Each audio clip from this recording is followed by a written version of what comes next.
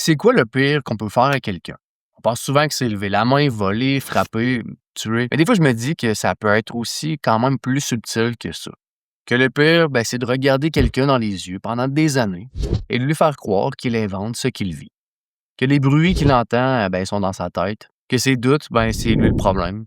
Et le pire dans le pire, c'est quand personne autour, pas une seule personne, lui dit qu'il a raison. Alors aujourd'hui, je vais vous raconter l'histoire d'un homme qui a vécu ça pendant 9 ans.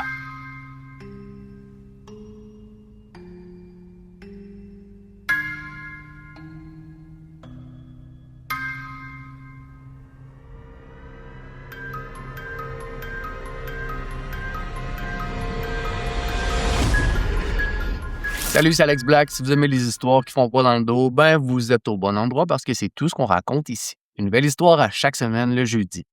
N'oubliez pas de liker, vous abonner, activer les notifications et tout le patron.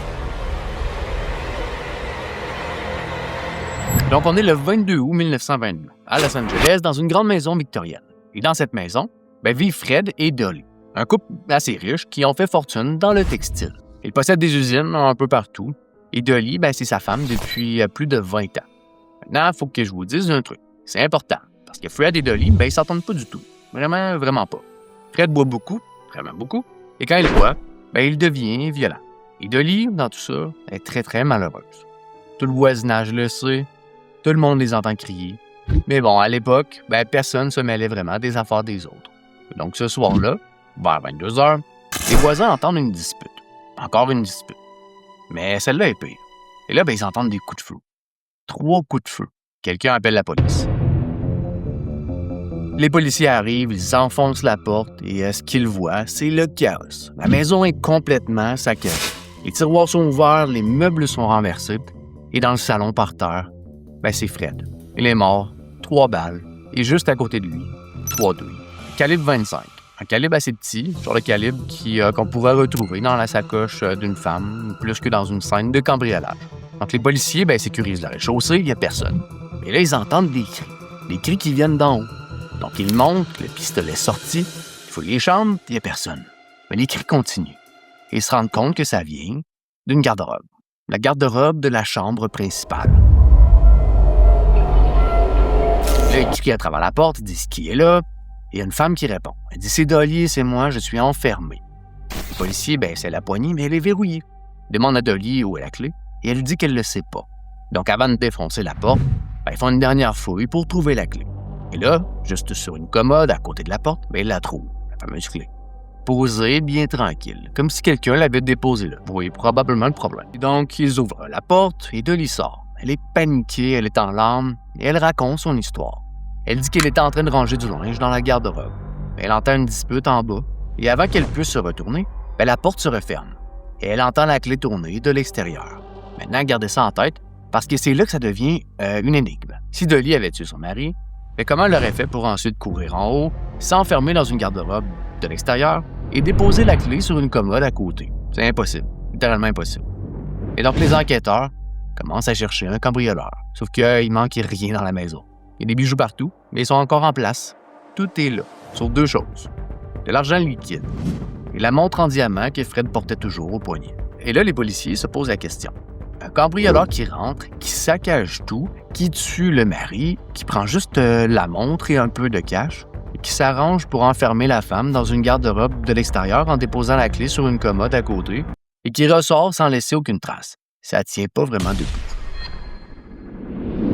Et donc, l'enquête piétine. Les mois passent, 1 an passe, et Dolly devient la suspecte numéro 1. Évidemment, il n'y a personne d'autre. Mais comment l'accuser parce que le crime est physiquement impossible? Maintenant, il faut que je vous dise un détail. 1 an après le meurtre, le capitaine Herman, le chef des enquêteurs, passe au bureau de l'avocat de Dolly, un certain Herman Shapiro, qui s'occupe de la succession. Et là, sur le bureau de l'avocat, il y a une montre en diamant, la même montre qui était disparue de la scène de crime. Et l'avocat dit, c'est Dolly qui me l'a donnée. Et Dolly, confrontée, dit, « Ah oui, oups, c'est vrai, je l'ai retrouvée sous un coussin dans le salon. J'ai oublié de vous le dire. » Les policiers fouillent encore, trouvent même 2 pistolets de calibre 25 que Dolly a fait disparaître par des amis. Un enterré dans un jardin, puis un autre dans un marais, ou peu importe. Mais là, la justice manque quand même de preuves. Mais Dolly est arrêtée, Ensuite, elle est libérée et l'affaire tombe dans l'oubli. Il y a 7 ans qui passent, 7 longues années. Dolly et son avocat, Shapiro, qui sortaient ensemble depuis des années, finissent par rompre. Et là, juste après la rupture, Shapiro appelle la police. Il leur dit une phrase, une seule. « J'ai pas tout dit. Il y a quelqu'un dans mon bureau qui peut tout vous expliquer. » Les enquêteurs arrivent et dans le bureau, assis sur une chaise, il y a un homme. Petit, discret, un type que personne n'avait jamais entendu parler. Réparateur de machines à coudre, il s'appelle Otto Sandhuber. Et Otto, il se met à parler. Et l'histoire qu'il raconte, elle est tellement folle que les policiers, au début, ils pensent littéralement qu'il l'invente. En 1913, 9 ans avant le meurtre, Otto avait 17 ans et il travaillait dans une des usines de Fred à Milwaukee. Et un jour, Dolly elle se plaint que sa machine à coudre est brisée. Et Fred envoie Otto à la maison pour la réparer. Sauf que quand Otto arrive, Dolly est en peignoir de soie. Et la machine à coudre, elle n'est pas brisée du tout. Et là, commence une liaison entre les deux. Mais une liaison normale, disons que ça leur suffit pas. Et donc Dolly a une idée qui dépasse l'imagination. Elle dit à Otto, quitte ta job et viens vivre chez nous dans le grenier. Personne qui va te voir. Et Otto le fait, quitte tout. Et il monte dans le grenier et il en redescend plus. Pendant 9 ans, Otto a vécu dans le grenier de la maison. Et quand Fred partait travailler, Otto descendait, faisait le ménage, cuisinait, préparait du gin maison et passait toute la journée avec Dolly. Et juste avant que Fred rentre, il remontait, silencieusement, comme un fantôme. Mais Fred entendait les bruits, entendait des bruits de pas, et il se plaignait que la nourriture disparaissait trop vite, que ses cigares manquaient, mais Dolly lui répétait que c'était dans sa tête. Toujours. Tu t'imagines des choses, Fred, t'as bu, t'es paranoïaque. Et ils ont déménagé 4 fois. De Milwaukee jusqu'à Los Angeles en 1918. Et à chaque fois, Otto est monté avant Fred, et Fred a vécu, sans le savoir, avec un autre homme au-dessus de sa tête pendant 9 ans. Et le soir du 22 août 1922, Otto est dans le grenier, il entend Fred crier, il entend Fred frapper Dolly, il a peur que Fred tue Dolly. Donc il descend avec 2 pistolets calibre 25. Fred le voit, mais il comprend pas.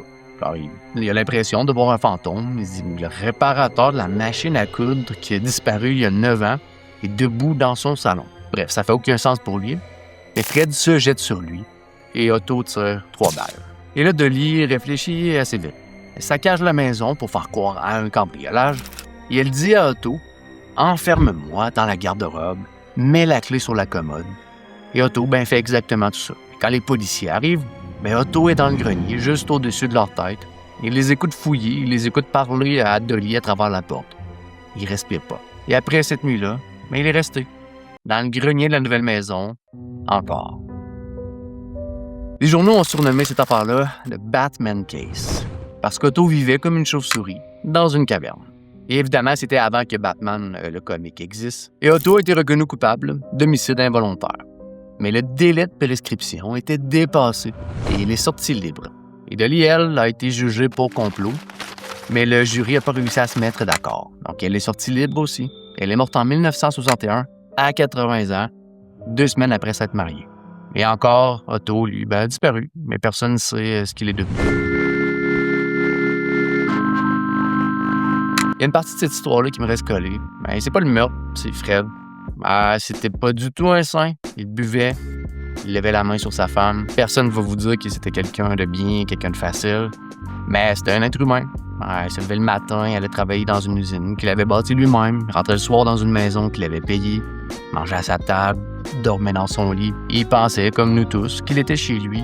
Mais il l'était pas vraiment. Et pendant 9 ans, il a entendu des bruits qu'il n'aurait pas dû entendre, il a senti des choses qu'il n'aurait pas dû sentir.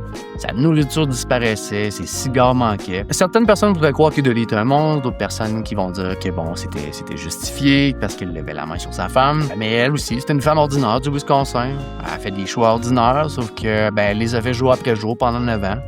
Et c'est ça qui est un petit peu glaçant, c'est parce que, c'est pas vraiment le concept d'un monstre, mais plutôt qu'une personne normale, plus un petit choix après l'autre, se rendre capable de ça. Se rendre capable de regarder son mari dans les yeux le matin en lui disant qu'il imagine des choses, sachant exactement ce qu'il y a au-dessus de leur tête. La mal, des fois, c'est pas une chose mystérieuse, c'est plutôt une suite de choix, de mauvais choix. Et je suis curieux de savoir, selon vous, considérant la violence conjugale, considérant que Fred battait sa femme et que la personne au grenier a descendu dans l'optique où il croyait que Fred allait tuer sa femme. Est-ce qu'on est dans un cas de légitime défense? Est-ce que ça aurait pu être une défense plausible? Mais évidemment, la meilleure solution, c'est toujours de s'en aller, de quitter, de refaire sa vie, de pas nécessairement se résoudre à utiliser la violence ou laisser la violence là, arriver. Mais je comprends qu'il y a des contextes et des circonstances qui changent. Bref, je porte pas leurs souliers, je sais pas leur vécu, mais cette histoire m'amène à me poser beaucoup de questions. Et donc voilà ce qui s'est passé en 1922 à Los Angeles. Dites-moi ce que vous en pensez dans les commentaires et je vous dis à la prochaine.